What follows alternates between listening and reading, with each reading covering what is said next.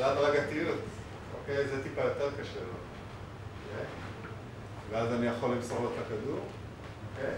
אז יש לנו הדרגה לא רק בקטע של כוח, קטע של שיווי משקל. עוד פעם, כל הדברים האלה הם באו בעצם, אתה יכול לשבת, תודה. כל הדברים האלה הגיעו משיקום, מהקטע של פיזיותרפיה. וממש כשאני הלכתי, כשעשיתי את הלימודים, עשיתי גם הסמכה של אימון חדרי כושר ואימון ספציפי לספורטאים.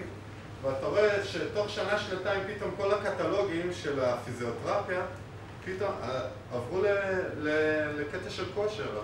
יש לי מנוי לאיזה ג'ורנל של מחקרים של כושר, ויש המון פרסומות. פתאום כל המכשור של הפיזיותרפיה עובר למכשור של כושר. מה שזה אומר, שיש שינוי די רציני באיך שאנשים מתאמנים, באיך שאנשים ישמרו על איכות החיים שלהם. ואני חושב שאנחנו במדינה צריכים כאילו להתעדכן ולשמור על איכות חיים יותר גבוהה.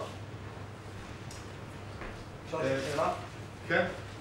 רציתי לשאול איך מתרגמים את הנושא של ספציפיות באימון פונקציונלי? למשל, הנושא של אומנויות לחימה. מצוין, מצוין. אתה עושה איזה אומנות לחימה? איזה? קראטה. קראטה? יפה. ג'יוג'יטסו? ברזילאי? יפה. שומני. תבוא להתאמן איתם. כן. עוד פעם, אימון של גומיות. אני אחר כך אעשה טיפה הדגמה ואני אראה כל מיני דברים. עוד פעם, הדמיון, עוד פעם, אם אני רוצה להעלות משקל למשל, ולהעלות מסת שריר, אז בסדר, אני יכול לעשות את האימוני חיטוב גוף הידועים. אם זה יעשה אותי טוב בג'יוג'יטסו, אני בספק. יש המון תרגילים שאתה יכול לעשות בשכיבה, אגב, דווקא במכשירי פילאטיס, האלגרו, שאתה יכול לשים רצועות על הרגליים ולסדר את הירכיים, המון דברים שדומים לג'יוג'יטסו. לדוגמה, בקראטה, אם אני רוצה לשפר את המוואשי. מוואשי גרי, לשים גומייה למוואשי, לעשות מוואשי עם התנגדות. אז כאילו לעשות את אותה תנועה רק עם משקל. או עם משקל, או לעבוד המון על הטראנק, על האגן ועל הגב. אני אסביר תכף את המושג Proximal Stability for Distal Mobility. כולם מכירים את התוף של קראטה קיד, את התוף הזה עם החרוזים, שעושים ככה והכל עף מצד לצד. שימו לב, התוף באמצע כולו חזק ונוקשה, והידיים מבחוץ הן רפויות. אותו דבר, אני אף פעם לא הייתי איזה קראטיסט מומחה, אבל למדתי המון מכניקה של הגוף. כשאתה נותן אגרוף, זה כאילו שאתה זורק כדור בבייסבול, זה אותו עיקרון, אוקיי? כשאני זורק כדור, שימו לב מה קורה. ככל שאני ארצה לזרוק יותר, אם אני אזרוק קרוב, אני יכול להשתמש רק בכף יד. אם אני רוצה לזרוק את הכדור למרחק הרבה יותר רחוק, אני אתחיל להשתמש גם במרפק. אם אני רוצה לזרוק אותו הכי רחוק שאני יכול, שימו לב מה אני עושה. אני חייב לעבוד עם הרגליים, עם האגן. רוב הכוח הוא בא מהאגן, אוקיי? אז אומנויות לחימה, וכמעט כל ענפי הספורט צריך המון את התנועות הסיבוביות, וזה שרירי הליבה, המון עבודה של שרירי הליבה. ואז אתה עובד ספציפית על הקטע של הטוויסטינג? טוויסטינג בכל מיני סיטואציות. אני יכול לעשות לונג' עם טוויסט, אני יכול לעשות רגל אחת עם גומיות ולהסתובב. אפשר, הדמיון הוא... כן, באמת. אבל אם תעלה על מכונה, וכל מה שתעשה זה תשב ותעשה ככה, תשמעו, כולנו רוצים להיראות טוב, נכון? כולנו רוצים להסתכל במראה ולהיות מפותחים. מה קורה עם הריצה? עם מה? ריצה. ריצה? כן. מה? תשאל אותי. לא, זאת אומרת, זה פונקציונלי. ריצה? זה אימון מטאבולי. זה מצוין. זה שריפת קלוריות, זה עבודה אירובית.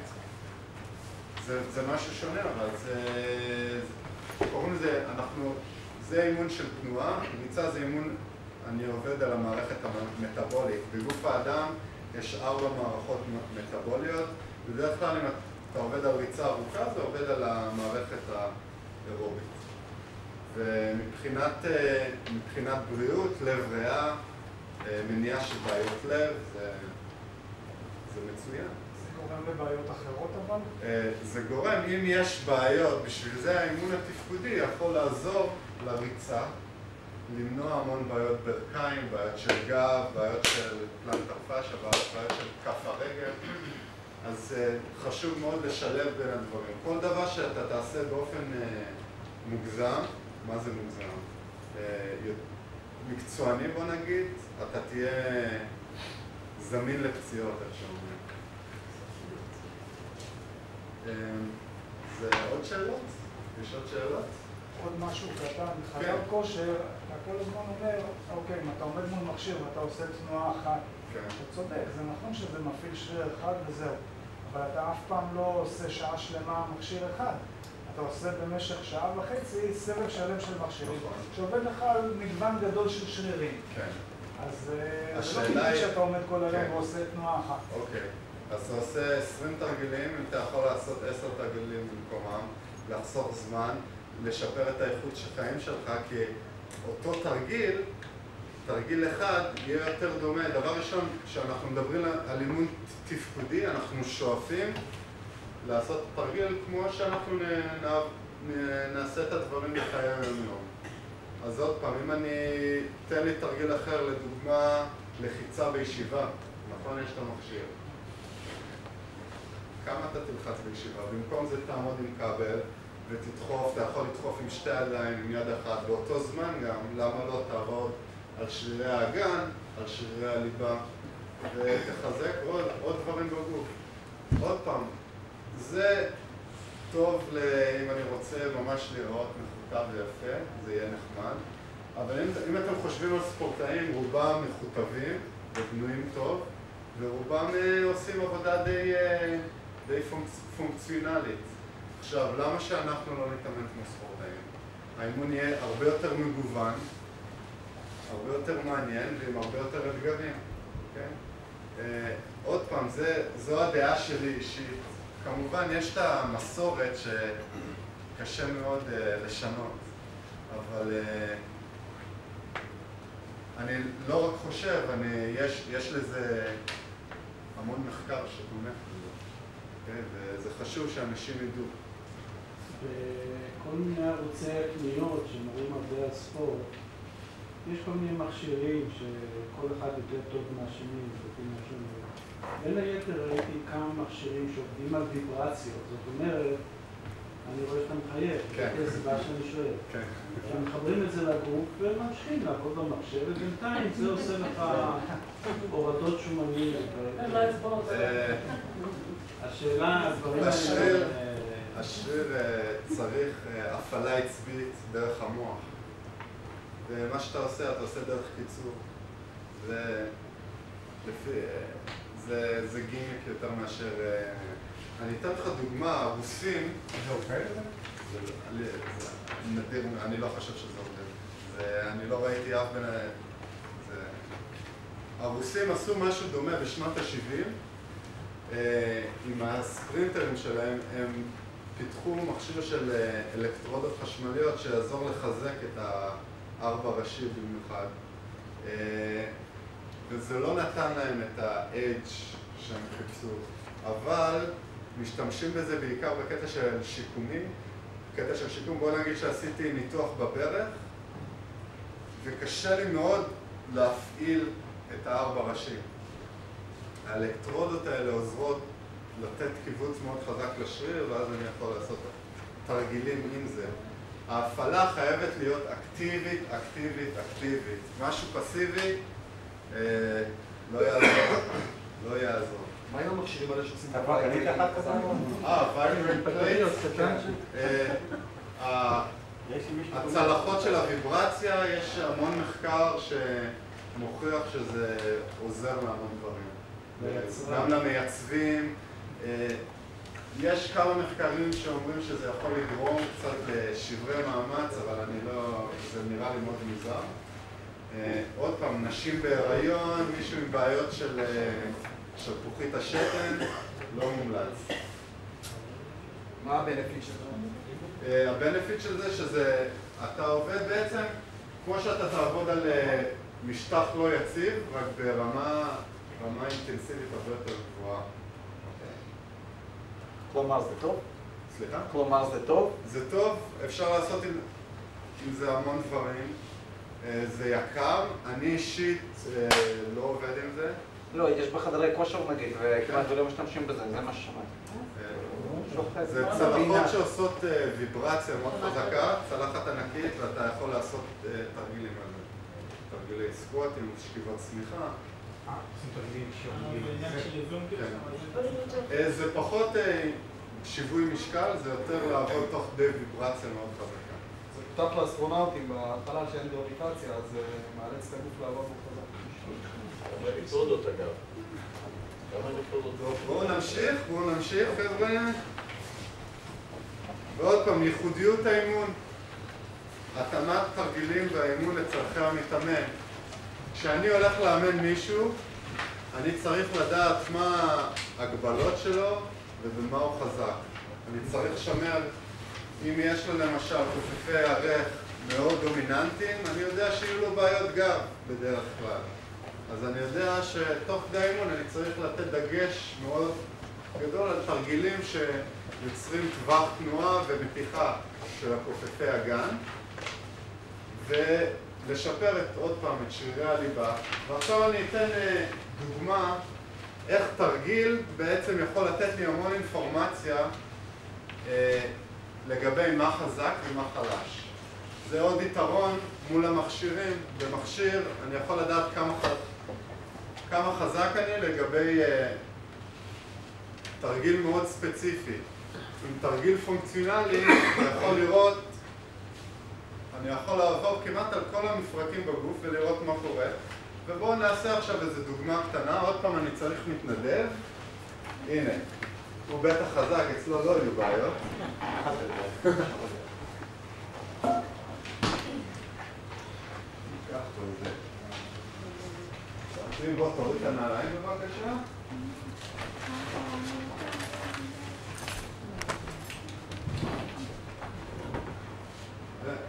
אני רוצה שתעמוד מולם ותעמוד פה. תבדק את זה רחב, רחב שהכל זה לא אידיאלי ותביא את הידיים למעלה. ואני אשב איתכם פה. אני רוצה שתעשה שפיפה, תעשה סקווט. איזה? סקווט. בדיוק. אוקיי, הנה, אני יכול לראות שהוא די טוב. תעלה למעלה. אוקיי.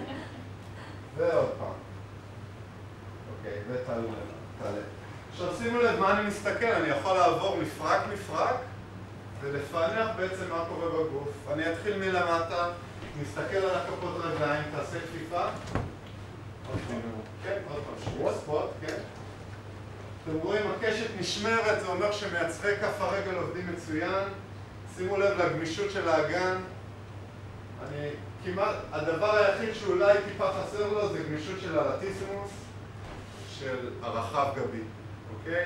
וטיפה בייספס. אתם רואים שהוא לא יכול ליישר את הידיים עד הסוף? כן. לא אמרת. אבל, ועוד פעם, עשיתי את זה מאוד בקיצור, אני יכול להסתכל לאן הגוף נטוי, המון אנשים, אני ביניהם, אני קרש, אבל הם מתכופפים קדימה, כשעושים את הספורט, זה אומר לי שהכופפי ערך מאוד נוקשים או מאוד סטיף.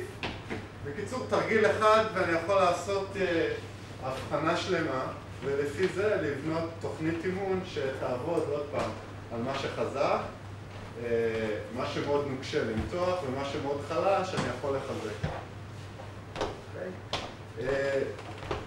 עוד אני צריך עוד מתנדב. אני אראה לכם כמה דוגמאות של כל מיני תרגילים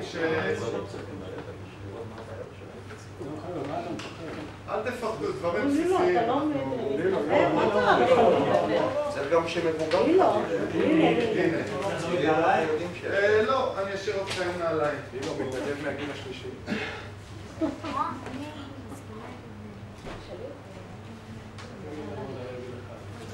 יש לך בעיה? בואו נעשה... זה קשה. אוקיי? לא, זה לא קשה. הוא חזק, אתה יכול. אתה יכול לתת לו את הקשה. עוד תרגיל, מה שאני רוצה שתעשה עכשיו תהיה בצורה של כפיפת מרפקים. בדיוק. ידיים למטה, רגליים אחורה, בטן פנימה. ומה שאני רוצה 10 פעמים עם יד ימין, תיגע בחזה ותחזיר לרצפה, לאט לאט. בדיוק. בואו נעשה 5 פעמים. אוקיי, 5. ועכשיו צד שני. אופה, אתם רואים את ההבדל בין צד ימין לצד שמאל? עוד פעם, צד שני. בואו נעשה 2-3 חזרות. זה כבר יותר טוב, בצד שני.